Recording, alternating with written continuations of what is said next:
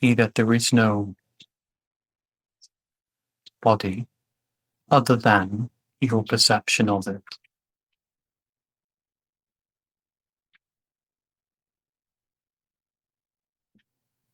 So without seeing, without looking, just by pure directly experiencing.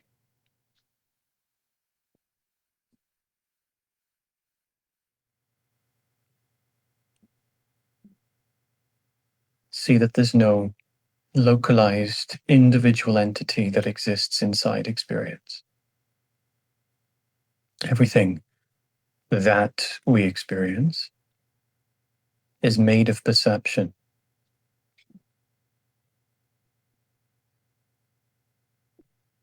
It's made of sensation. It's made of sound. Just scan your body up and down and just notice that there's nothing inside it.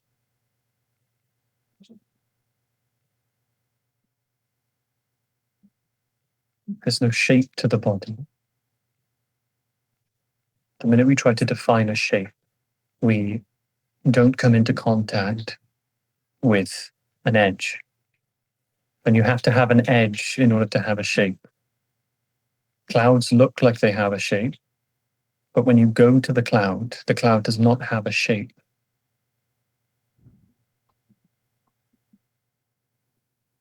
Water looks like it has a shape, but when you spill it on the floor, you see that it doesn't have a shape. The body is kind of similar. Instead of like water taking the shape of a glass, the body takes the shape of our perception. So when we see the body, it takes a shape, just like water takes a shape when you pour it into a glass, a bucket, a cup, a mug, a bar. Whatever you pour water into, it will take the shape of it. The body is similar. It's also similar to a cloud. It only looks like it has a shape from a distance.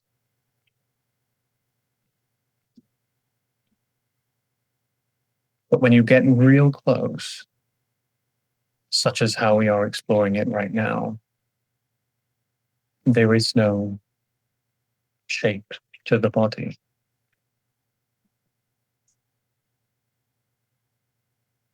If there's no shape to the body, then the body does not have a size. The body doesn't have a size or a shape, and it doesn't have a center. Notice that the body isn't even constantly there. Notice that the experience of your body is more like a cloud-like appearing and disappearing sensory experience. Almost like sensations coming in and out of existence, depending on where our attention goes.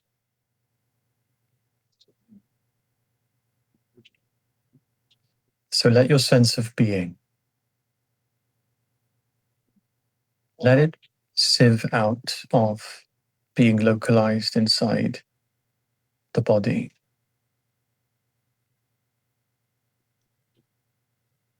See that the body doesn't have an inside or an outside, for us to be in it or out it.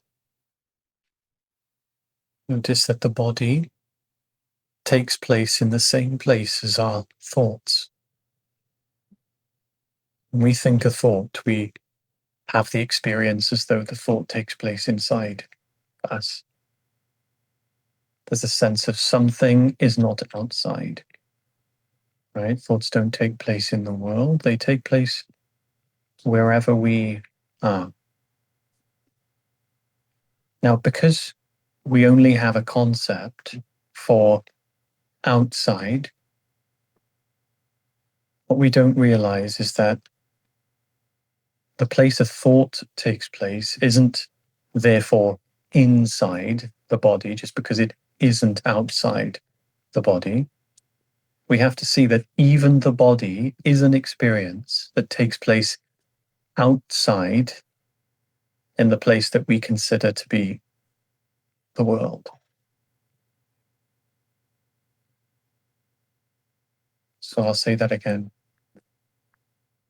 The body is as outside us, if we're going to go with the normal paradigm, where we are inside the body and the world is outside us, from that point of view, the body is itself as equally outside us as any other object we perceive. Obviously, this isn't true. It's not true because, technically speaking, everything we experience is equally inside us as our thoughts. So why then does it appear as though thoughts are inside my head and that objects are outside myself? It's very simple. With things that we can see, we create a concept, or we could say an illusory distance. With things that we can see, we have a new dimension. It's not really a real dimension, but it's a new dimension to the realm of thought. It's the realm of space. So thought takes place ultimately in a zero-dimensional place, but we can measure a thought with what we call time. It starts and ends, which is why thoughts don't take place in a space. And because they don't take place in a space, we experience thoughts as closer than close. And if we believe we exist in the head, our mind will just say, well, a thought takes place in my head, because that's where we think we are. So we will just create the illusion that a thought is taking place in my head, when really a thought isn't taking place in space for it to be happening in a head.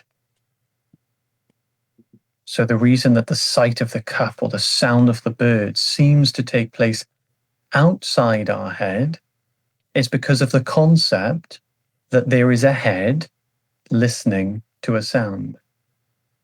Heads don't listen to sounds. Heads don't experience sounds. Heads don't do the walking and talking. We do. So we're not trying to see how close is my head to the sound of the birds, because of course the head in the dimension of where heads exist is at a distance to the sound of the birds. But how far away are you from that distance? How far away is the experience of being from the experience of the sound of the birds? It's at a zero distance. So experience, it doesn't take place in the world. Experience takes place where we are. How else could we experience it? If experience took place outside of consciousness, there would be nothing to be conscious of it. So experience takes place in consciousness by definition of the fact that we know it. If it was outside it, we could not know it. So see that when we localize ourselves inside the head, experience appears to be at a distance.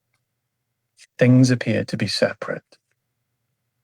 But now what I want you to do is to recognize that the head is also another experience taking place in the same place. Placeless places are thoughts. They don't take place in time and space. Space is only relative to things we see. If we could not see things, there would be no experience of space. We would only know starts and ends. We would only know time. So see now that everything in our experience, it doesn't take place in space. Space is an illusory experience created by the concept of distance between things we see. Because if you take a sound right now, maybe it's the sound of my voice or anything else that's taking place, the sound is not at a distance.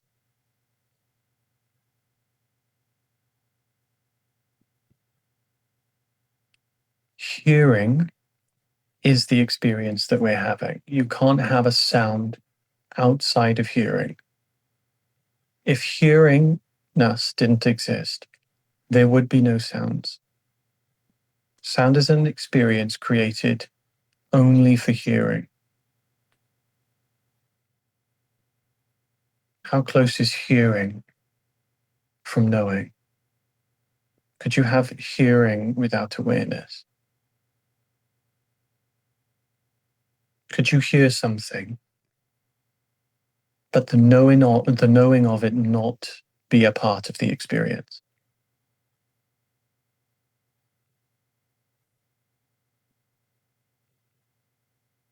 If you hear something, the knowing element must be present. Even if it's something we hear in the background, subconsciously, there was a consciousness to some degree aware of it. You cannot have hearing without awareness. So the experience of sounds do not take place in the sound. The experience takes place wherever consciousness takes place. And that place is the same place as our thoughts.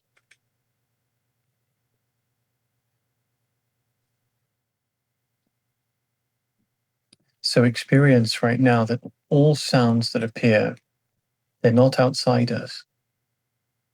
They're not at a distance. They are completely one with us. There is no I that witnesses a sound. Try to find the localized individual I or sense of self that is witnessing a sound. Notice that you can't take away that which is observing it from the thing that is observed.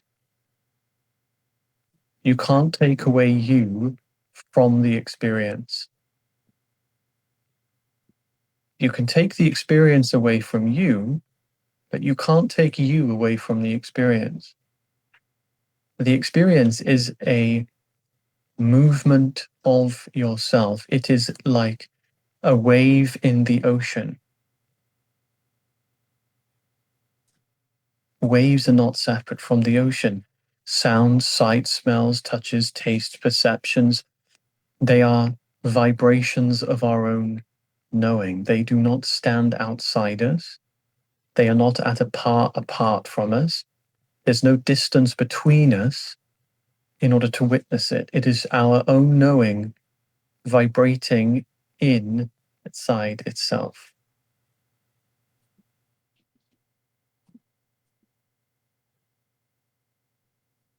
So if we go about our day and we find ourselves reminded more often than not of ignorance or falling into the belief in separation, this is why.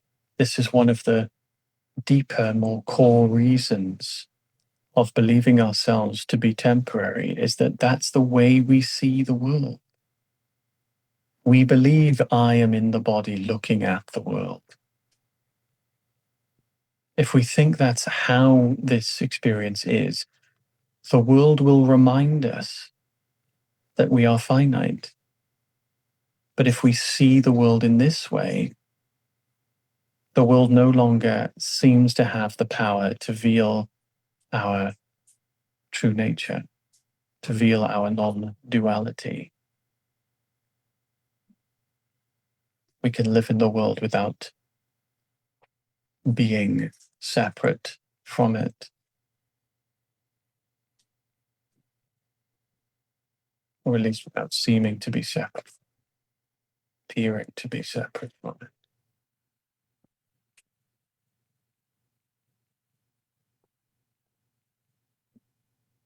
Thank you.